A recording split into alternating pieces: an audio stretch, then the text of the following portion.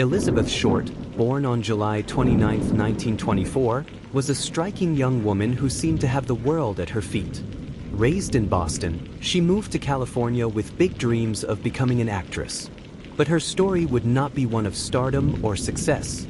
Instead, it would be marked by a tragic and unsolved mystery that would haunt the city of Los Angeles for decades. Her friends described her as charming and charismatic, but always a little distant, as if hiding something. In truth, Elizabeth was a woman of secrets. Though her beauty caught the attention of many, her personal life was far from glamorous. She was often seen frequenting bars, speaking little of her past, and frequently moving between lovers and friends. There were whispers about her tumultuous relationships, but she remained largely a mystery, even to those closest to her. Her dark, intense beauty, her long, raven-black hair, striking dark eyes, and fair complexion made her an unforgettable figure, one that could have been the perfect muse for Hollywood. Yet, her talent was never fully realized, and Elizabeth was often reduced to being a pretty face, caught in the shadows of others' ambitions. The night Elizabeth Short's body was discovered marked the beginning of a tale that would unfold with eerie suspense and a chilling sense of finality. January 15, 1947, was like any other day in Los Angeles until an anonymous passerby, walking along South Norton Avenue, stumbled upon a gruesome sight.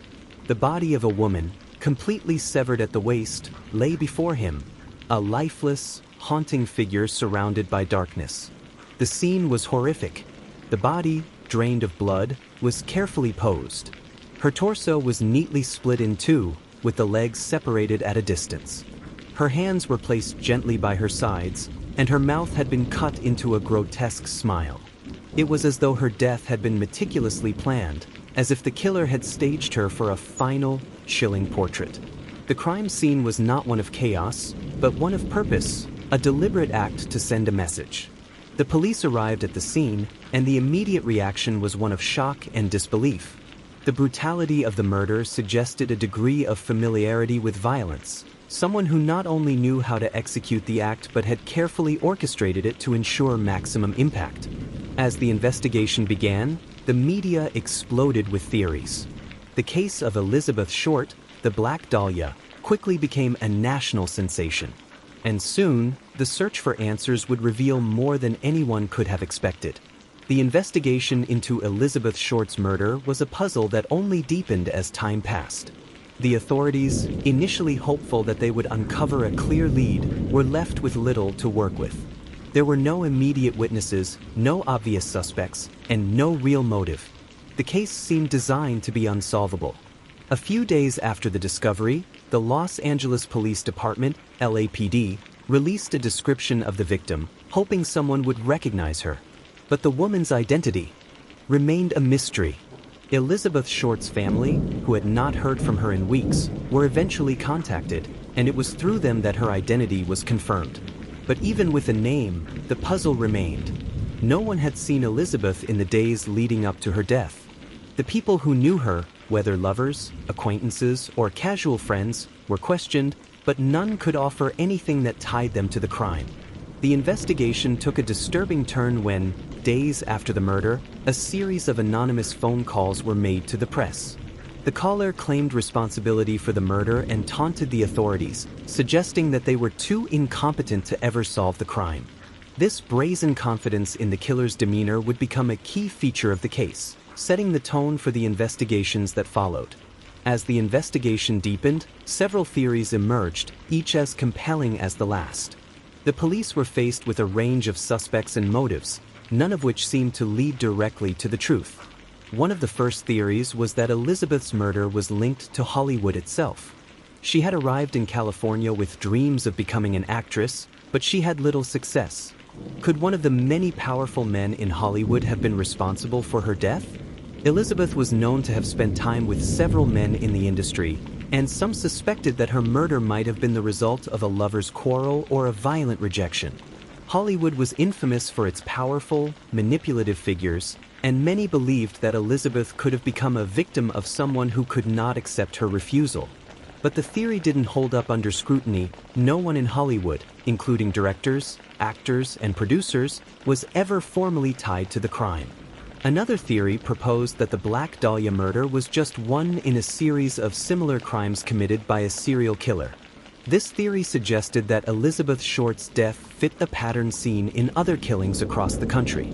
Like other serial killers of the era, the killer had been meticulous in their methods, using ritualistic elements like draining the body of blood and posing it for effect. As time passed, more cases surfaced that mirrored the Black Dahlia murder, leading some experts to link the two. The gruesome nature of Short's death was seen as a signature of a killer who reveled in their ability to manipulate and terrorize the public. But despite these similarities, there was no concrete evidence to connect the Black Dahlia case to any known serial killer. One of the more chilling theories was that Elizabeth's killer was someone with medical expertise. The precision with which the body was severed and drained of blood suggested that the murderer had some anatomical knowledge, perhaps even surgical skills. Some pointed to George Hodel, a Los Angeles physician who had been linked to several shady activities and had a history of strange behavior. Hodel's connection to the case was further fueled by his eccentricities and his known proximity to Elizabeth Short in the months before her death. In fact, George Hodel's son, Steve Hodel, later began an investigation into his father's past, believing that George was the Black Dahlia killer. Steve's research unearthed disturbing evidence, including a photograph of a woman who looked strikingly similar to Elizabeth. But despite Steve's findings, there was no definitive proof, and the theory remained a chilling possibility. The theory that perhaps struck closest to the heart was the idea of a rejected lover.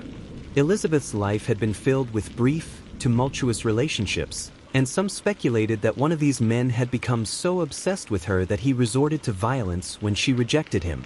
The killer's brutal method of slashing her mouth into a smile, as though silencing her, pointed to an emotionally charged motive, jealousy, anger, or possessiveness. The theory, however, was never fully proven. Investigators scoured Elizabeth's past lovers, but no clear suspect emerged. The mystery surrounding her relationships only deepened the sense of tragedy surrounding her life and death. Steve Hodel's investigation into his father's potential involvement in the murder of Elizabeth Short is where the case takes a chilling turn. Steve, a former detective himself, began to piece together evidence that suggested his father, George Hodel, had more than just a passing connection to the crime. Steve's research uncovered disturbing links between his father's behavior and the circumstances surrounding Elizabeth Short's death. His father's medical background, his odd behavior, and his presence in Los Angeles during the time of the murder all pointed to George Hodel as a potential suspect.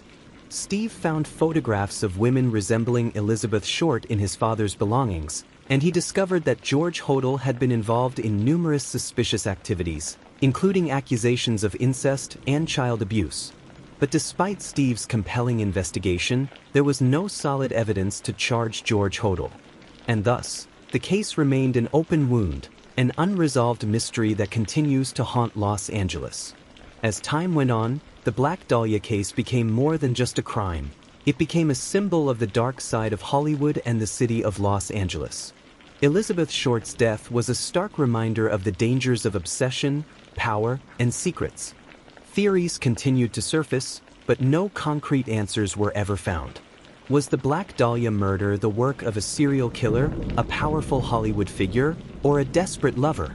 Was George Hodel the killer, or did the truth lie elsewhere? Elizabeth Short's murder remains one of the greatest unsolved mysteries of the 20th century, and her legacy, shrouded in darkness and unanswered questions, will continue to haunt the streets of Los Angeles for generations to come.